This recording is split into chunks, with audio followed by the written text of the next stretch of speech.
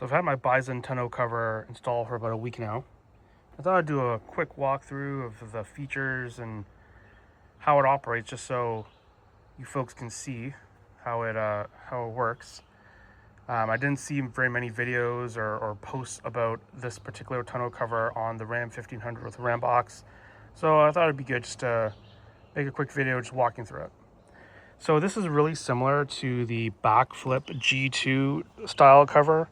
It's actually what I used to have on my old truck, but I decided to go with this version for my new truck just because it's a little bit cheaper and it's easier to get in Canada. It's a tri-fold cover, so you can really easily just flip it up and get it all out of the way.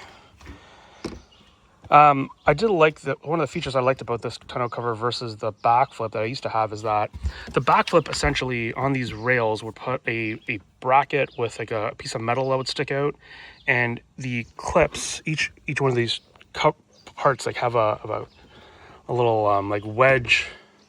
That's actually what holds the tonneau cover in place, and it would have the backflip has a piece of metal with a little L shape that sticks out, and that's what grabs onto that. But the Bison has a full rail that sits on top, and that means it's a channel that it can connect and hold in any spot along this rail. Also, it's a nice channel for water to go through. So if any water gets in between the side of the bed and the tonneau cover seal, the water will just run right through this channel, right through, and then out this hose and out of the bed, so it doesn't actually pull up in your bed, which is great. And I feel like the backflip didn't really do a great job of that. Some of the cons, so just like with the backflip, if you're using this is a bracket or like a post that you use to hold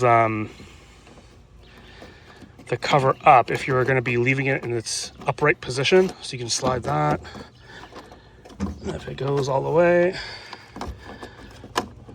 and you can slide that down,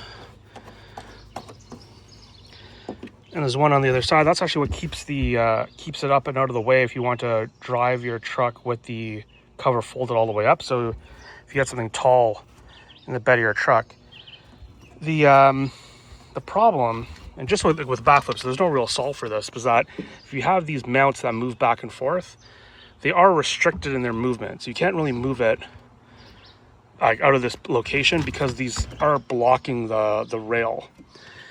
With the backflip, it was actually worse, so this is better, but that is one of the cons here, is that you lose some of the functionality in this built-in rail. One of the other cons I'm going to say is that some of the materials that come with the cover aren't the best quality. I'm gonna say the cover itself is actually probably better than the backflip, but if you look at some of these, like the washers that they provide for putting these screws in, like they're really cheap and they just kind of broke as I was screwing them in. I also found anything that's adhesive doesn't really stick. This is the bumper that's supposed to go, like it's supposed to go right in here so that it leans up. When it's leaning up against your cab, it doesn't scratch your cab. The material that they use for sticking is terrible, and it didn't stick at all. And there's another weather stripping piece that I'll show you where it was supposed to go. I don't actually have it with me.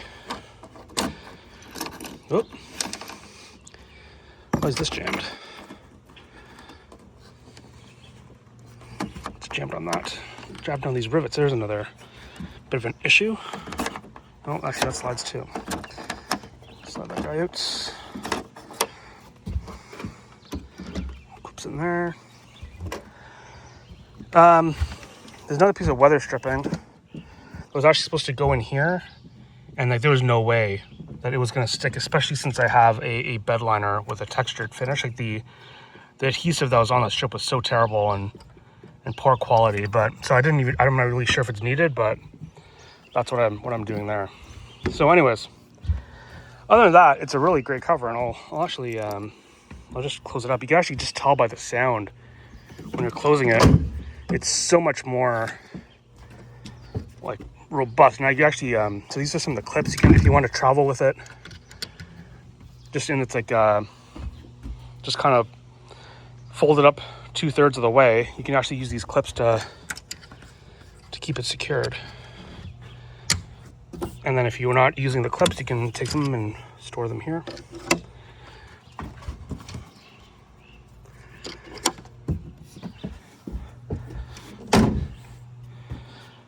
Then you can close this guy up all the way.